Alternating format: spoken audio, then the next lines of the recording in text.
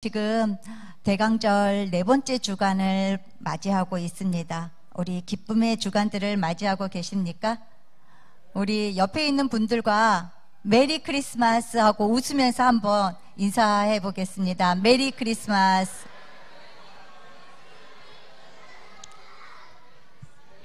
네.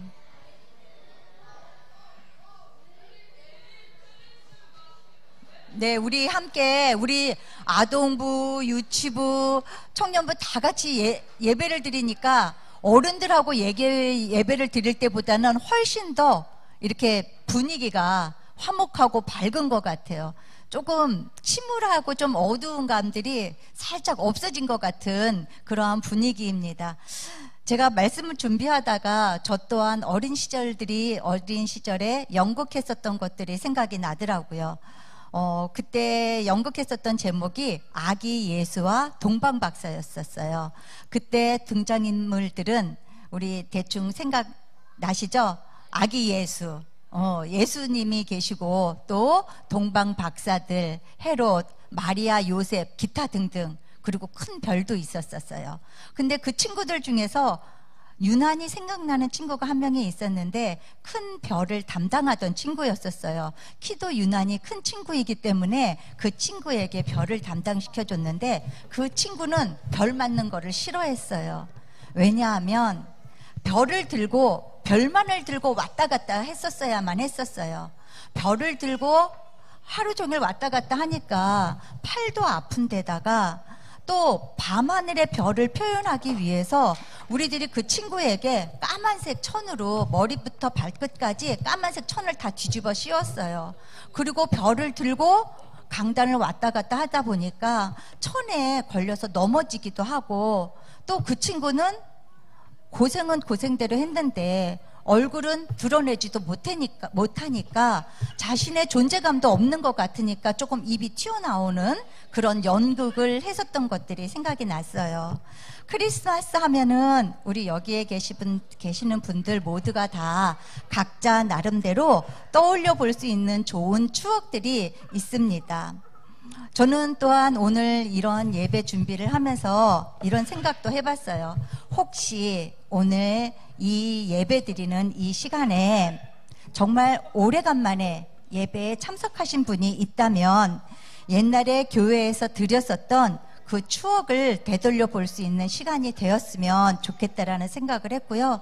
또 그 추억의 시간들을 통해서 성탄의 기쁨을 맞이하고 은혜의 시간이 되어서 좋은 추억의 예배가 되었으면 좋겠다는 그러한 기도를 함께 해보았습니다. 오늘 본문에서도 등장인물이 나오는데 헤롯과 그리고 동방박사들 그리고 별입니다.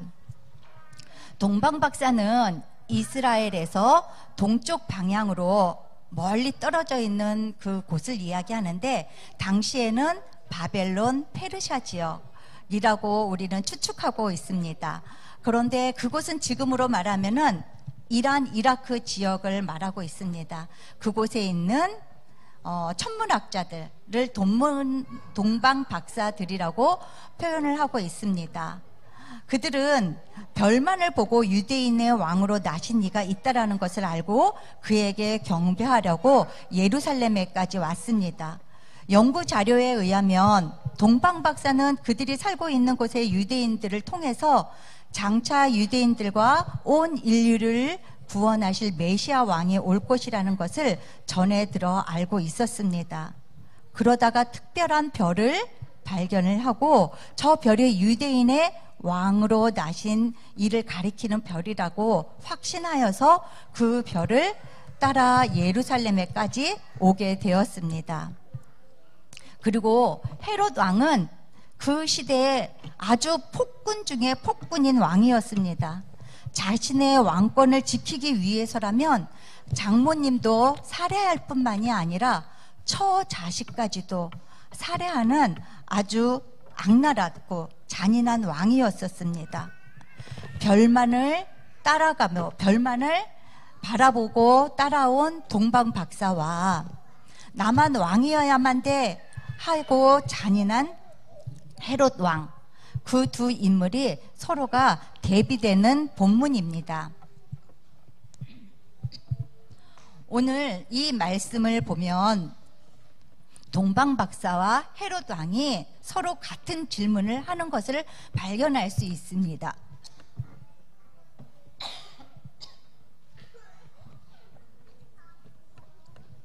2절 말씀을 보면 유대인의 왕으로 나신 이가 어디 계시냐라는 질문을 동방 박사가 질문을 하고 있습니다. 또한 4절의 말씀을 보면 왕이 모든 대사장과 서기관을 모아 그리스도가 어디서 나겠느냐고 묻고 있습니다. 두 질문은 표현은 다르지만 똑같은 말씀입니다. 어디서 태어나겠느냐고 묻고 있는 질문인데 그 어디서 낳고 있느냐라고 묻는 질문도 동일한데 그들이 질문하는 이유, 그 명분도 동일합니다. 우리 다시 한번 보도록 하겠습니다. 2절의 말씀을 한번 읽어보도록 하겠습니다. 2절의 말씀, 유대인의 왕으로 나신 이가 어디 계시냐? 우리가 동방에서 그의 별을 보고 그에게 경배하러 왔노라 하니. 동방 박사들이 왜 찾아왔다고 하죠? 무엇 때문에 동방 박사들이 별을 찾으러 왔다고 해요? 네, 경배하러 왔다고 해요. 그리고 8절에도 보면 헤롯 왕도 아기를 찾거든 내게 알려달라고 해요.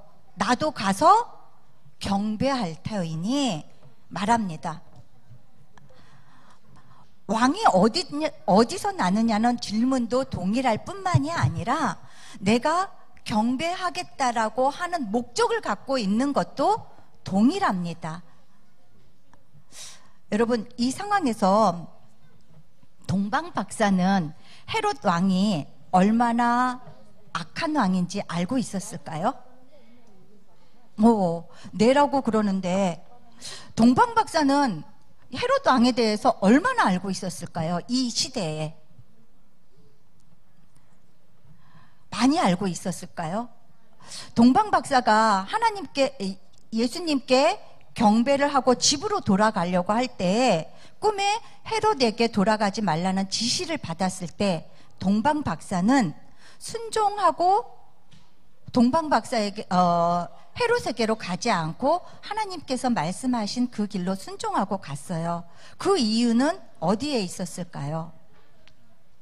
우리는 말씀만 보면 그 목적은 동일하지만 헤롯이 선한 의도가 있는지 악한 의도가 있는지 분별하기가 어렵습니다.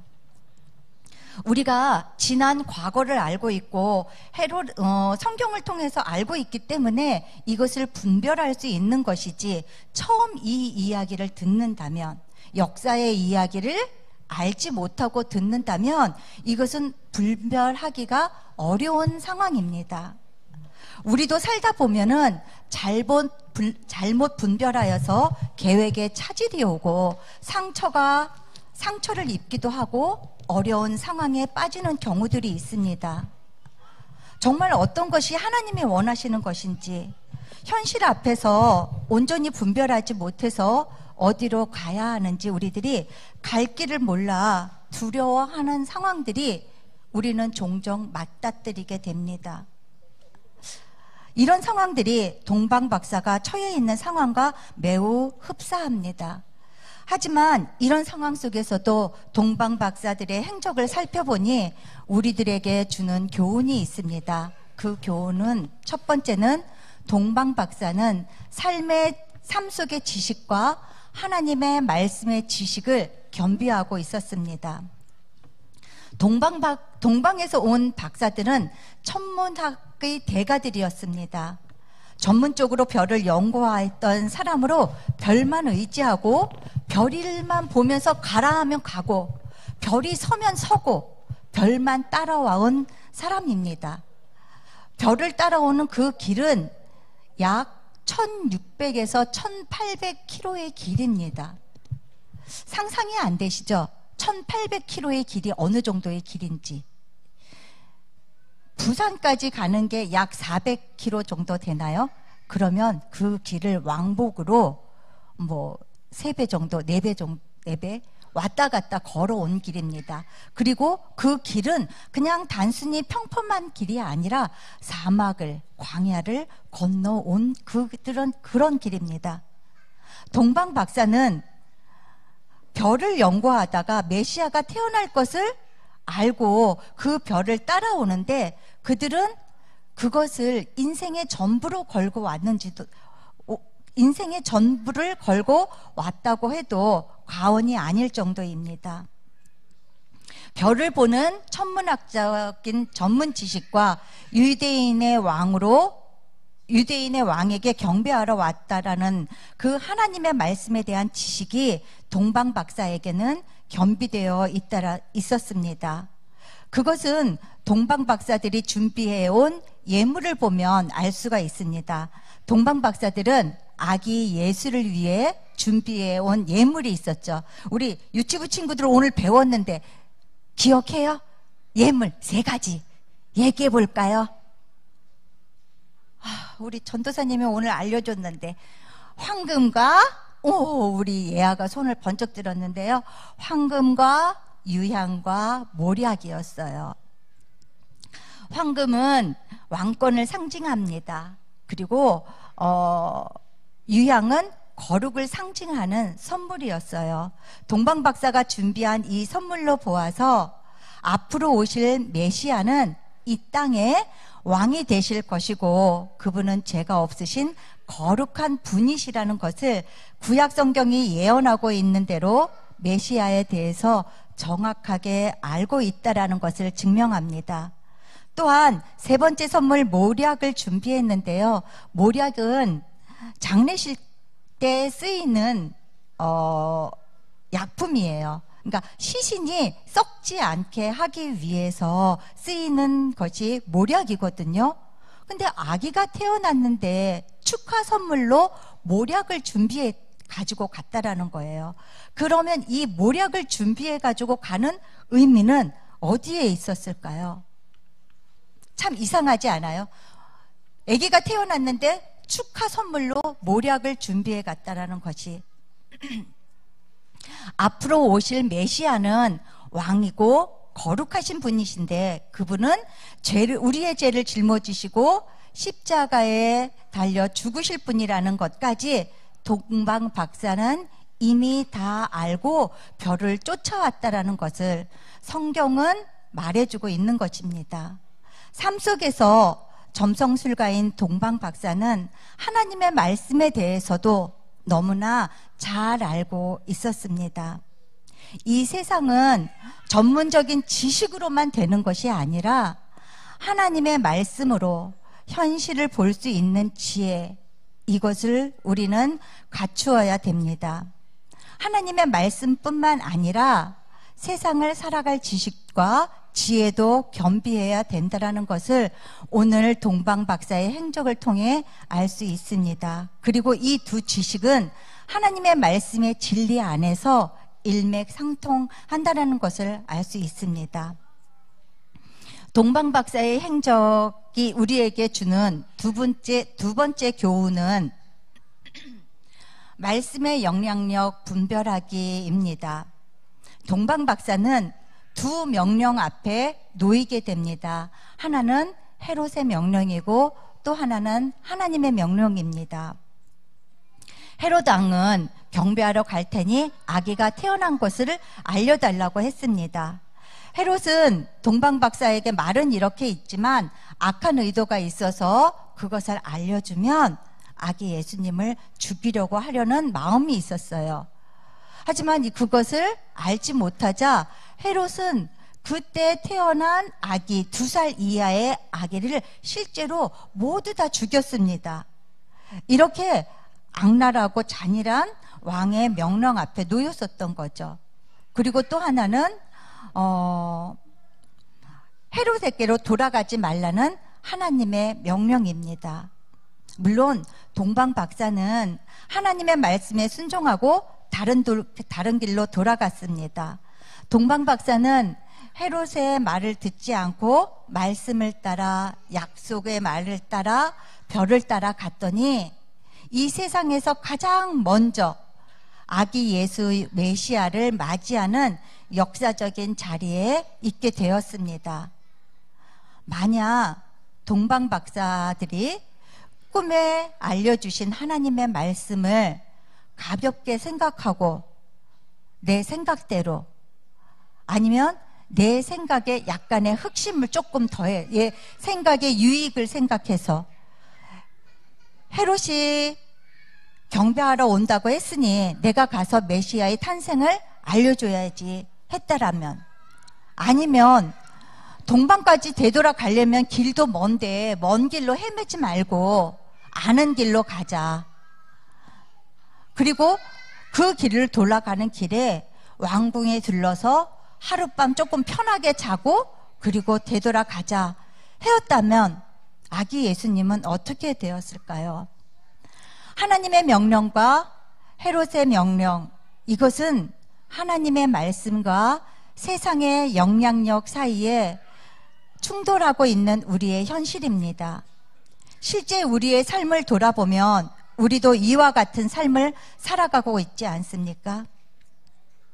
주일 하나님 말씀 듣고 다음날 세상 일터로 삶의 현장으로 돌아가는 우리는 영적으로 깨어있지 않으면 하나님의 소리를 들을 수 없을 뿐만 아니라 느끼지도 못하고 잘못하면 세상의 방법으로 살아가게 됩니다. 그리고 또한 우리는 매 순간순간 어떠한 일을 하든지 결정하고 삽니다.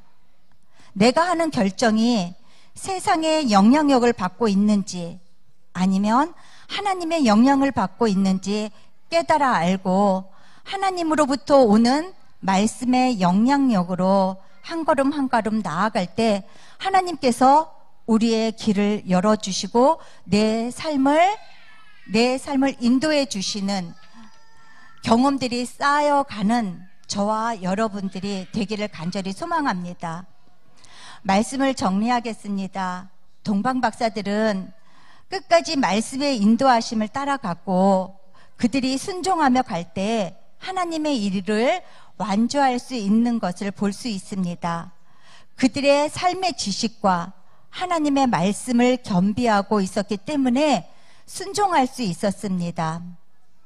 예수님이 우리의 구원자이시며 메시아이심을 믿고 있었기에 순종할 수 있었습니다.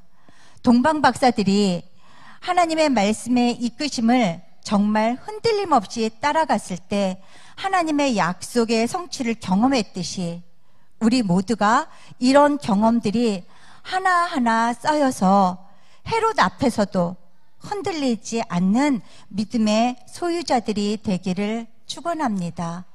기도하겠습니다.